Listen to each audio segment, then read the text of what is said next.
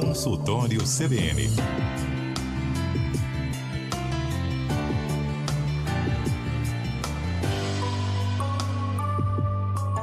Apresentação: Pétria Chaves.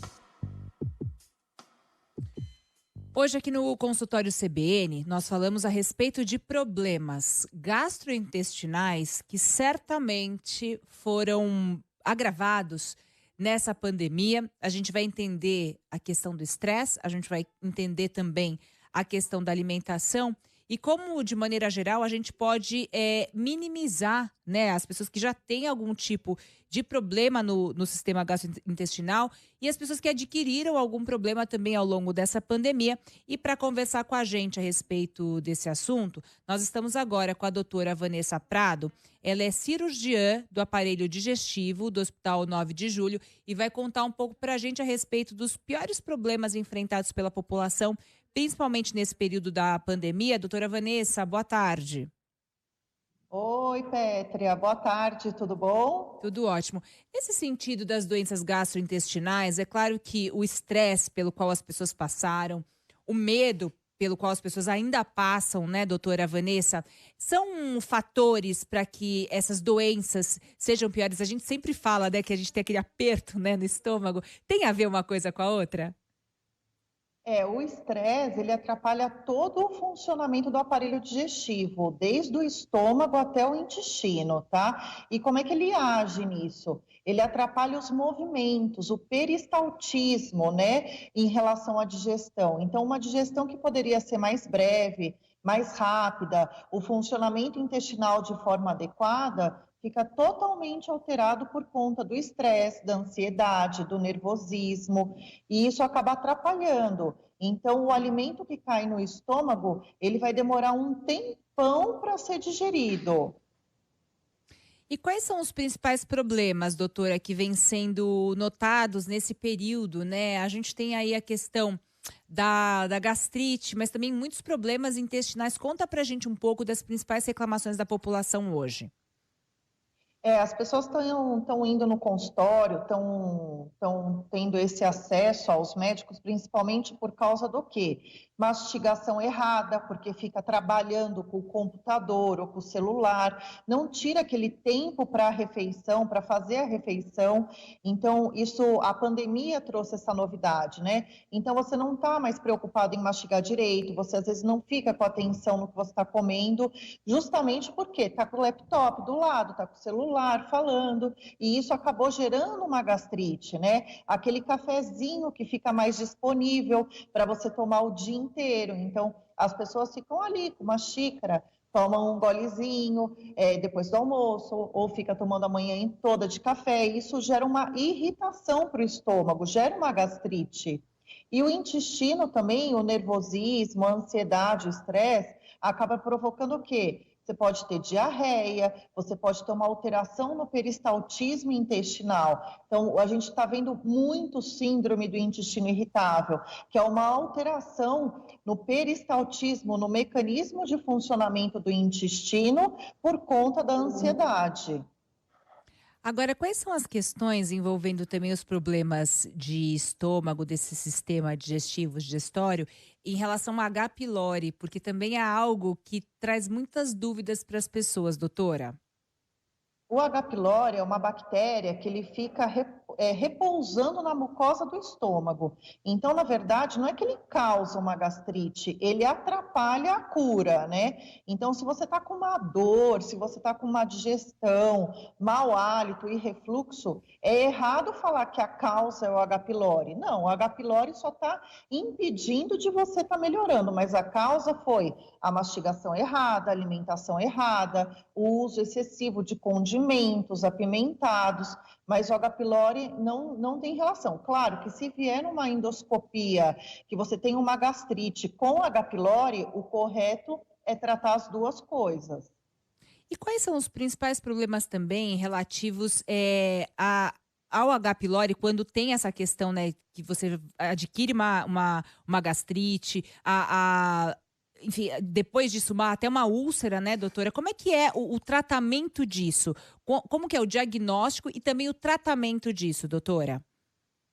O diagnóstico é sempre feito através de uma endoscopia digestiva alta com biópsia, tá? Então, essa biópsia é preocupante? Não, é uma coisa de rotina ser feito e não dói, não gera dor. Mas o quê? E aí, Todo no ano? laudo, Todo ano é bom fazer? a gente começa a fazer um controle a partir dos sintomas que o paciente apresenta, tá? E aí você pode fazer o acompanhamento anual a respeito disso. Claro, se vier um H. pylori positivo, depois de 6 meses, 8 meses, 1 ano, é bom repetir para ver se ele já fica inexistente aí na endoscopia. Mas o principal diagnóstico é através de uma endoscopia com biópsia. E aí, se veio o H. pylori, você tem que tratar a gastrite e o H. pylori, né? E ficar muito atento nas causas da úlcera, né? Úlcera já indica que o paciente está com um problema de estômago há muitos meses, né? Então, vai ser um tratamento mais específico e mais intenso para isso. Agora, qual é enfim, como é que a gente pode, de alguma maneira, minimizar esses problemas com a nossa alimentação? Doutora Vanessa, a gente tem responsabilidade também? Como é que esses problemas nascem também por causa de hábitos? É todo um contexto, desde a mastigação, né? Tirar aquele momento para você fazer a sua refeição. Então, é a hora do café, é a hora do almoço, sem ficar com o computador ligado, sentar na cadeira de uma posição adequada. Às vezes, nunca ninguém fala isso, tem que ter postura para comer. Claro, não adianta comer no sofá todo torto, não adianta você comer na sua cama deitado. Não, uma postura adequada, uma mastigação adequada, com alimentos, né, de boa qualidade. Então, o que seria isso? Não colocar pimenta em tudo, evitar os embutidos, os enlatados, os condimentos. Claro, uma hora ou outra você pode estar comendo, mas evitar comer à noite, né? À noite é sempre pior, que o organismo já está mais lentificado Qual o pior na sua horário? digestão. Comer até que horas, doutora, que é bom?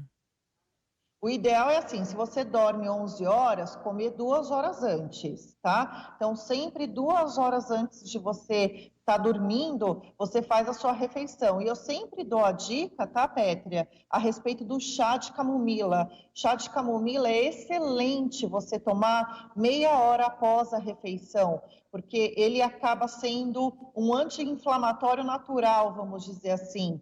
Então, ele ajuda na digestão, ajuda na fermentação do alimento, evitando gases à noite. Então, é sempre bom se alimentar e tomar um pouquinho de chá de camomila na sequência.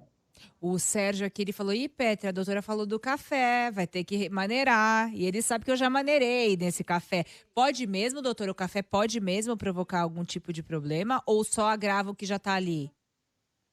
No meu consultório eu sempre falo, eu nunca vou te cortar nada, eu vou ensinar você a tomar, né? Então, assim, no café da manhã, que você está comendo uma torrada, um pão e está com o estômago cheio, claro, você pode tomar o seu café. Depois do almoço, você pode tomar o seu cafezinho também, mas não pode dar aquelas bicadinhas durante o dia. Ah, eu vou tomar um cafezinho aqui de estômago vazio, um outro no meio do dia. É sempre importante estar com o estômago cheio, porque o café ele é um irritativo para a mucosa gástrica. Então, se você ficar tomando ele toda hora, vai acabar gerando uma gastrite. Tá, muito bom. Aqui a nossa ouvinte, peraí, a Cristina, ela pergunta, Petri, por favor, pergunte para a doutora sobre hérnia de hiato. É grave? Pode desencadear em coisa mais grave? Tem que operar? Então, a hérnia de hiato, né, sempre falo, né, Pétria, hérnia é igual a cirurgia. No caso, a hérnia de hiato é uma das principais causas de doença do refluxo, tá? Então, ela deve ter uma queimação, ela deve ter uma regurgitação, dependendo do tamanho da hérnia, tá? E aí existem exames para investigar se a hérnia é grande ou é a hérnia pequena, mas geralmente a gente opera sim. Em relação à gravidade, se essa hérnia provocar um refluxo intenso e você ficar com esse refluxo por muitos anos, pode virar um câncer de esôfago, sim. E aí entra no critério de gravidade. Então, para prevenir, tem que fazer endoscopia e os exames adequados para você ver se você tem hérnia de hiato. Mas, doutora, nesse caso, a endoscopia, ela mostra a hérnia? Quem faz endoscopia tem o diagnóstico? Então, se a hérnia for muito pequena, às vezes precisa de um exame acessório para estar auxiliando. O exame básico, o exame inicial é a endoscopia. Aí o médico vai ver. Se ele achar necessário, ele começa a pedir exames específicos para a visualização do refluxo e da hérnia de hiato. Aqui tem ouvinte que está falando assim, que está liberado 500 ml de café pela manhã e 500 ml de café à tarde. Você vê que o pessoal aqui é coffee lovers, hein? É bem cringe, todo mundo cringe aqui nesse programa. Agora eu vou te falar uma coisa, doutora. Quais são as orientações para a gente, né, em relação a muita comida industrializada, como eu falei aqui no início da conversa, né? A história do estresse, da pressão mesmo, do medo, muita comida industrializada, as pessoas precisando construir uma alimentação mais saudável, mas muitas vezes é tão difícil. Tem alguma boa dica nesse sentido para a gente conseguir praticar a boa saúde do estômago, doutora? Então, a boa dica é o que eu falo até no consultório, né? Às vezes eu dou até receita para os pacientes, para tentar evitar o máximo possível, né? De condimento, enlatado, embutido. Todo mundo tem a vida corrida e eu preciso entender a vida do meu paciente para poder estar indicando a melhor solução. Então, se o paciente tem 15 minutos para comer, eu acabo orientando ele. Qual que é a melhor dieta? É claro, ele não vai comer um bife, não, ele vai comer uma carne moída, ele vai comer um alimento mais pastoso. Então, eu consigo entender o dia a dia. Então, a dica é, tira um momento para fazer a sua comida da semana, deixa congelado uma sopa para você tomar à noite, né? Se você está correndo durante o dia, come alguma coisa mais pastosa, de fácil digestão, um ovo cozido, um frango desfiado, uma carninha moída, deixa para alimentos de difícil trituração, de difícil mastigação, para comer no momento que você tenha mais tempo, né? E todo mundo gosta de comer um lanche, comer uma comida industrializada, mas aí tenta comer na hora do almoço, né? Que você vai ter a tarde inteira para digerir melhor, toma um chazinho de camomila depois. Então, tudo isso entra aí nas dicas. E uma última pergunta, doutora, quais são as cirurgias mais recorrentes, assim? Você falou da história da hérnia, né, que a nossa ouvinte perguntou, mas quais são as questões mais recorrentes que têm necessidade de cirurgia, né, dessa intervenção no aparelho digestivo? É super importante a gente falar, né, principalmente na pandemia, que a gastrite, aquele sintoma de dor de estômago, de refluxo, de má digestão, pode se confundir muito com pedra na vesícula. Então, às vezes, você vai no consultório achando que é uma gastrite, não, é sua vesícula que está ruim, sua vesícula que está com pedra. Então, é importante fazer essa investigação, né? Cirurgia da vesícula foi uma das grandes campeãs aí durante a pandemia, né? Se você me permite também falar um pouquinho de doença hemorroidária, né? Todo mundo ficou ali sentado por muitas horas, né? E acabou, às vezes, tendo algum tipo de problema com isso. Então, uma das minhas maiores especialidades, e aí ficou com medo de ir no médico, às vezes teve um pouco de sangramento nas fezes. Então, a principal dica é não menospreze os sintomas. Está com alguma coisa? Vá ao médico, faça uma telemedicina, não fique com dor abdominal. Então, hemorroida também foi uma das maiores cirurgias em grande quantidade que eu fiz o ano passado. Então, não pode ficar em casa esperando, tem que procurar o médico. Muito bom, doutora Vanessa. Essa é a doutora Vanessa Prado, cirurgiã do aparelho digestivo do Hospital 9 de Julho, contando aqui pra gente a respeito de alguns problemas. Gente, sentiu aí o problema, vai no médico, não deixa a coisa passar. Não deixa a coisa passar, porque piora. Então vai, procura o médico, porque aí são esses problemas que são decorrentes principalmente dessa nossa época de pandemia. Doutora Vanessa, muito obrigada pela conversa aqui com o Consultório CBN. Até uma próxima. Obrigada, viu, pela oportunidade. Beijo. 2h30 agora.